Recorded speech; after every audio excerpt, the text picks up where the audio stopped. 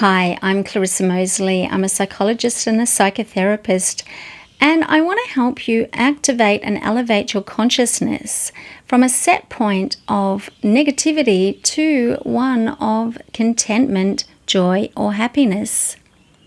So I've got several points that will help you transform over time your set point for happiness and contentment by expanding your bandwidth for experiencing joy. So if you like to wire yourself up in a completely different way to experience more positivity and joy in your life, then please watch on.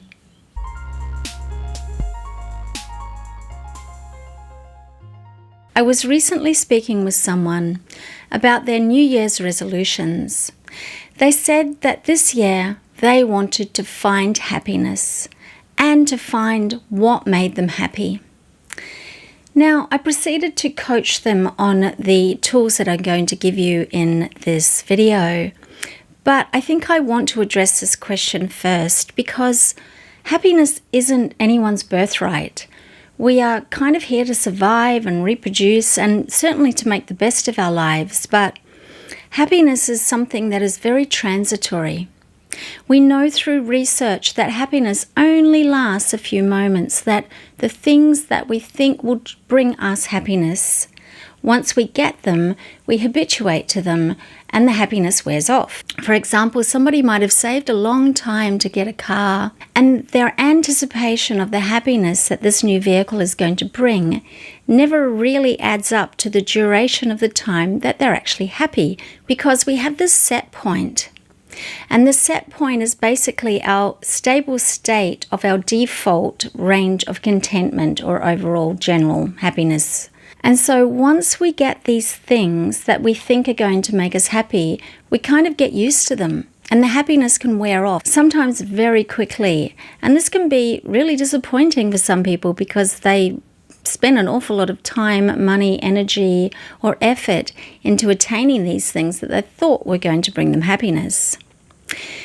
So what we need to do within our own lives is to take responsibility for our own happiness set point and basically shift the dial and the gauge in our lives to be able to exist in a more general state of contentment and happiness with life as it is.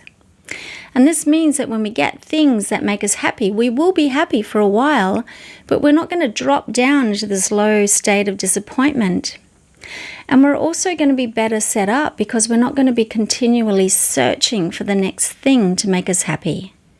Because we will have within ourselves a general steady state of contentment existing within us that is ours and that is accessible to us. Now, this isn't to say that we're always going to be full of joy and happiness, but we do know people that seem to be relatively happy most of the time. Now, I'm one of these people now, but I want to share with you that I used to not be very happy at all. In fact, I existed with quite a lot of depression in my early years, and I certainly had a lot of negativity and worst-case scenarios popping up in my mind. And I remember one time, I think I was at university, and I was feeling really down, like quite depressed. And I remember laying on the floor in my little room in my share house and lying there thinking, so what am I going to do now with this feeling? And I knew enough at that point about positive psychology and about changing states to coach myself into focusing on something that I could be grateful for. And that was basically that I had arms and legs that worked. That was the best I could come up with at that stage and in my state of mind, was to be grateful for the fact that I basically was able to walk and use my arms and legs. And to be fair, that got me up off the floor and probably back into my study. So the truth is, we're actually wired for negativity. It is actually a natural state for our focus of attention to be on the lookout for negative things and experiences. And this has got a strong evolutionary basis.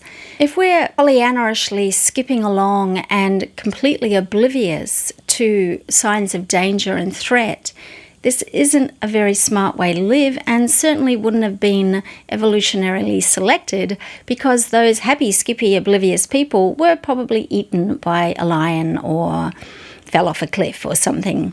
And then, of course, we are raised by parents that might also have a focus on the negative and the worst case scenarios. We can grow up in a culture that is more focused towards negativity and playing down high emotions. And all we have to do is look around us to see the plain fact of life that suffering is inevitable. So bad things are going to happen. Negativity is all around us. But as we know, it is up to us to choose what we focus on and to take responsibility for our slither of consciousness in this life. So what I mean by that is we are part of a greater field of consciousness. And our sliver of consciousness, while we may not have had a great amount of authority over how it was shaped when we were growing up, that was pretty much to do with our conditioning and the result of our upbringing. From this point forward, as adults, you do have a choice about how you continue to shape your consciousness. And you can retrain yourself to be more positively focused and to have a steady state of contentment by expanding your capacity for moments of joy. So it's kind of like the fire together, wire together dictum. And so the more we do something and the more we think repetitive thoughts of negativity, the more likely we are to repeat those things in the future. So at any point in time, you can become aware of the negative thoughts running through your mind and your focus of attention being on the worst case scenario, and you can start to shift that. Now, change doesn't happen overnight. This is wiring that's well laid down. So we actually have to reformulate how this wiring is happening. And I've done this, and other people have done this very successfully. But we have to start by actually increasing our bandwidth for experiencing joy. And when I say joy, it doesn't mean this elated state of ecstasy. The joy are little tiny moments of happiness or pleasure or engagement in something that is positive and joy-giving. So I want to tell you another story about me, and that is there was a point in time later on in my life when I'd been married and I had children, and I realized that this wasn't bringing me happiness, that the marriage wasn't great, and children are very, very hard work, and you seldom get a moment to yourself, and you become quite bogged down with this endless cycle of cleaning and washing and changing nappies and responding to small people's constant demands and needs. So these things that a lot of people think will bring them happiness often don't in the truest sense of the word. And I remember hitting another state where I was quite depressed again and very sad.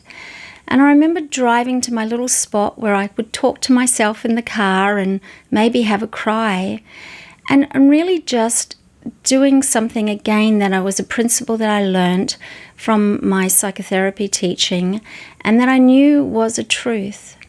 And that is that I created that life that I was in, and that I was 100% responsible for where I was and how I was feeling. Now, the sky didn't light up and angels sing and everything changed from that moment. But in the act of taking responsibility for where I was, I gained the power to not be a victim to circumstances and to take authority for change occurring in my life. And even though that may have taken 10 years or more, it happened. So you're kind of playing a long game in your life. And I'm not criticizing or judging anyone. I've certainly spent a lot of time in a high state of victim mentality and consciousness. But the transformation happens when you accept responsibility for where you are. Now, that's a tricky one because a lot of people say, I didn't ask to be born into this life and have this adversity and be in this horrible job and a horrible relationship or not in a relationship, or all of the things that we can hinge our sense of lack of happiness and control in our lives upon. But on a second breath, you are. If you're an adult, you are. You've made choices that have led to where you are. And so the take-home point is that in order to make these changes, you need to take responsibility for where you are now, and that will give you a point of power from which to move forward. So we can take a hard line and say, well, life doesn't actually owe you anything. Like, you have life. That's the gift. The number one gift is that you are alive. Not everybody has that. Not everybody has that long term. So you've got life coming through you no matter which way it came through and where it came from. You are a conduit of life, and you have your own individual slither of consciousness that is part of the greater fabric of life and consciousness. And one of your tasks as an adult is to be able to develop the ability to tolerate frustration and to accept that you won't always get what you want. Now, children don't do this very well. They're not very patient, they're not very good at tolerating frustration, and they get really upset when they don't get what they want. That's what children do. As adults, part of maturation is to be able to develop these skills. Frustration tolerance is a big thing for a lot of people, and we all get disappointed at many points in our life. But nobody is going to come and rescue you, and you are responsible for your own set point of happiness. So, let's talk about how you can change this. From the point where you acknowledge this and you start to take responsibility for your own happiness set point, you can actually start to inject small differences into the calculations moving forward. So this is why the change can take a long time, but it's certainly worth doing, because what you don't do now isn't going to change anything in 6 months, 2 years, 10 years from now. But what you do now can create ongoing and unfolding change in your life. And overall, what you want to do is to raise your vibration so that you're not slumped in this negativity and density and depression or stuckness or any of these feelings that you might be feeling right now, and that I certainly felt in my past. So what I did is I started by going home and looking at my sleeping children, because when the kids were awake, they were a constant source of request and work and crying and drama. And yes, there was some playing in there, but there was something about a sleeping child where they look always like a little angel, that I could go in and look at them when they slept.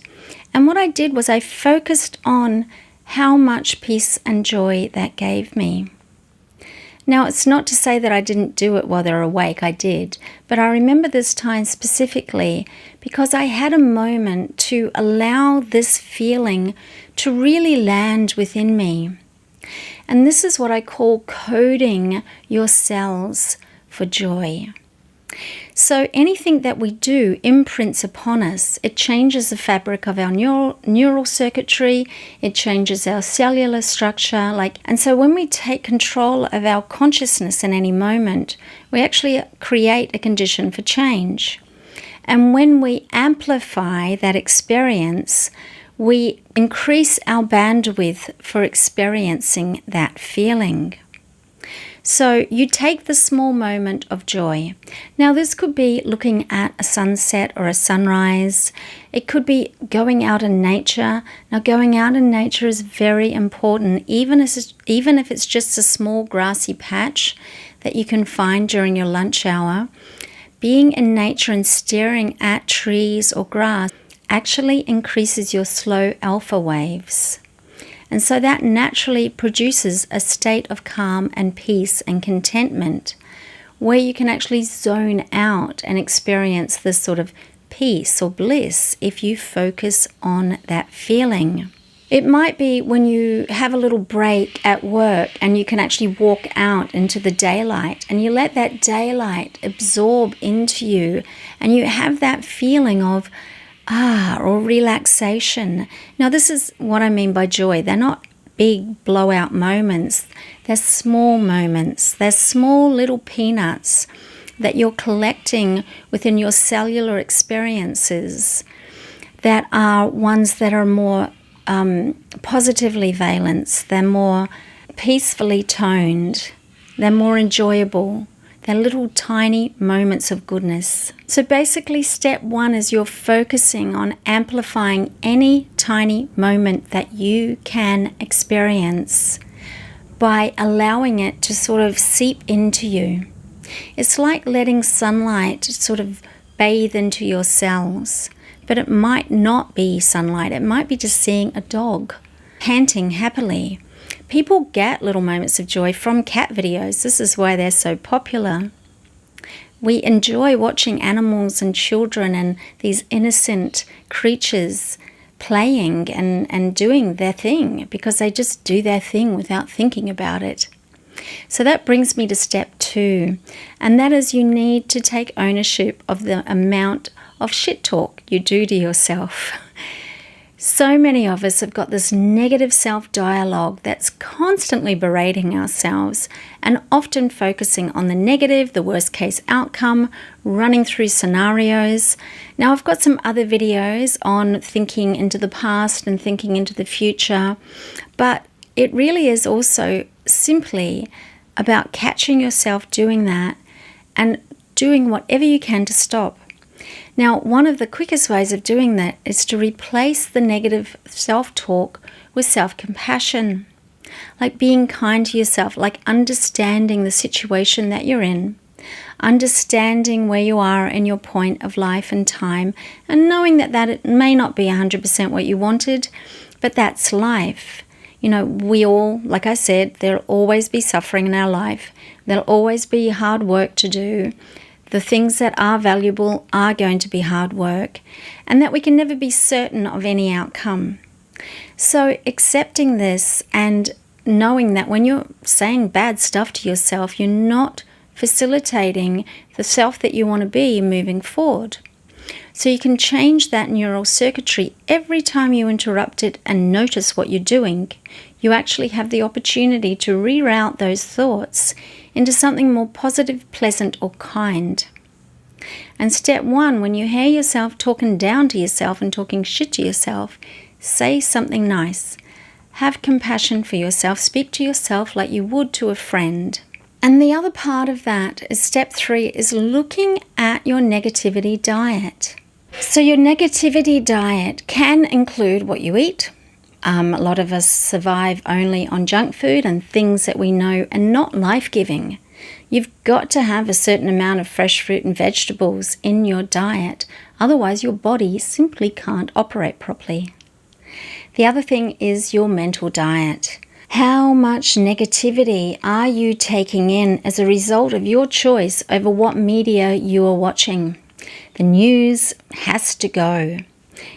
You will find out the most important things that are happening in the world, regardless of whether or not you're reading newspapers or watching news on television. The news focuses on bad news only. And the same goes for social media that is focusing on sensationalism and people being mean to each other and other people's misfortune and adversity. These things sink into your consciousness and stain it. They will bring your vibration down. They will create more negativity within your thought patterns. It is simple conditioning. It's the same as the food you eat. If you're eating bad food, you're probably going to feel bad overall. And if you're consuming a diet of negativity, what else is your brain going to do? Your brain and your ego operate from memory.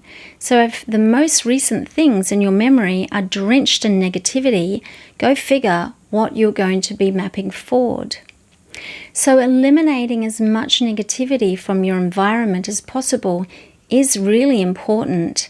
And also looking at your diet and your lifestyle and your exercise. Your body has to have movement. And even if you don't have enough time during your day of work, you can always go home and lie down and stretch your body and your muscles out. Let some energy back into your cells. Spend as much time as you can in sunlight and just doing simple things that are going to help you feel a little bit better, increasingly and increasing increments. So the fourth step is going to be looking at focusing deliberately on things that you can be grateful for. the gratitude practice. Now, we all have heard of this, and some of us do it, and my gosh, it makes a difference in the lives of people that do it. When you can focus some of your day and your mindset on what you are grateful for, you actually create the potential for more gratitude and more good things to come into your life. You are actually raising your vibration and your level of consciousness when you think about what you do have that you can be grateful for. Just do it right now. Think about what you don't have, those things that you wanted that you didn't get, that you're really annoyed that you haven't got. Now think about those. Right? It's kind of like I can feel the drop. I can feel it when I talk about it. There's this kind of resentment and lack. Now I want you to find one thing in your life that you're grateful for. So for example, my original example was of me just being grateful for the fact that I had functioning arms and legs. So don't tell me that you've got nothing to be grateful for, because I know there is always something. You could be grateful simply that you've got a roof over your head and a bed to sleep in at night. So many people don't. Fifth step on top of gratitude is giving. Yes. Did you know that we actually get more joy from giving than we do receiving? Now, I know there's a lot of you that have got problems with receiving, and I invite you to increase the capacity for receiving, but we actually receive when we give. Like even if it's donating to charity, if it's doing a kind gesture for somebody on the street, if it's paying it forward, somebody's coffee, if it's helping someone out in a small way. Even if it's a compliment, like it doesn't need to cost you any time or energy to see someone and go, gosh, that looks really good on you. And you can see the look of surprise, joy, receiving from the other person. And that can elevate the joy of two people. So step 6 is where we really start to amp up our bandwidth and capacity for joy. And this is where I want you to deliberately focus in on things that are fun and playful. Now, play is something that we naturally all do as children, but we feel that we lose the capacity for it as we get older. But adults play too, we just do it in a different way. For some of us, play might involve dance. Dance is naturally elevating of mood and vibration. Now, I know so many people that are like, I can't dance. But that's rubbish. Anyone can put on music and move to it. You don't have to go to some amazing dance club and bust moves on the dance floor. You can do this in your own time, listening to music. Now, music can also elevate your mood, the right kind of music. We know what makes us feel better and what makes us feel worse in terms of music. Laughing. You have to be able to laugh. Laugh at yourself, laugh at other people, watch comedies that make you laugh. So laughter is naturally stimulating of our nervous system. It's a thing that we do when we're playing. It's a joyous activity. So wherever you can, activate your capacity and your bandwidth for joy by laughing as much as you can. You can make jokes, right? You can watch other people making jokes. You can watch the cat videos. Whatever it does that gives you a giggle, just do it. So other things that can elevate people's mood and act like play. For some people, it's sex. For some people, it's gardening, their activity, their sports, as long as it's not too driven. Right? You want it to be something that's play is an unstructured activity that has got a little amount of challenge that we can actually sort of get lost in. Anything that can give you that flow state is akin to play also. And my final word is say yes to more. Not yes as in the people-pleasing kind of yes where you can't say no, but yes to opportunities when they come your way. Now, this could be an invitation to go out by people. It could be some club or activity that you get included on. It could be just things that pop up. And the more you go out or that you branch out and that you say yes to certain things that could turn out to create more opportunities for you to get out and about. It's really about expansiveness here. So doing all these things in concert will help over time increase your capacity to experience and hold joy. And as you're doing these things, that is taking responsibility for the state that you're in and where your life is at right now and how you are going to change it moving forward, focusing on the small moments where you can find little fragments of joy and expanding them as much as you can into your cells, coding your cells for experiencing more joy moving forward, stopping your negative self-talk as often as you can and replacing it with an element of self-compassion, focusing on other moments that can bring you joy, being outside, animals, children, nature, also increasing your self-care and your downtime, practicing gratitude, giving when and where you can, and increasing your adult play. It means your ability to expand out, to get free and loose, to dance, to laugh, to do things that you find enjoyable, because this is 100% essential. So all of these aspects happening over time are going to start to transform your baseline mindset. So by increasing your capacity to hold this joy in these moments, you're actually increasing your set point from being one of low and negative to one where the stable, steady state eventually will be one of feeling happy and contented. So I'd love to hear how you went with any of these tools and practices, or if you've got anything else that you've thought of that actually activates and elevates your joy alongside any of the things that I've mentioned. If you've enjoyed this video, give me a like, and thanks so much for sharing your time with me today. I give you a great amount of gratitude, and I've given you this video, so I feel really great about that. This is actually how I play. I get into the flow when I do this creative activity. So signing off for now, thank you for sharing this time with me.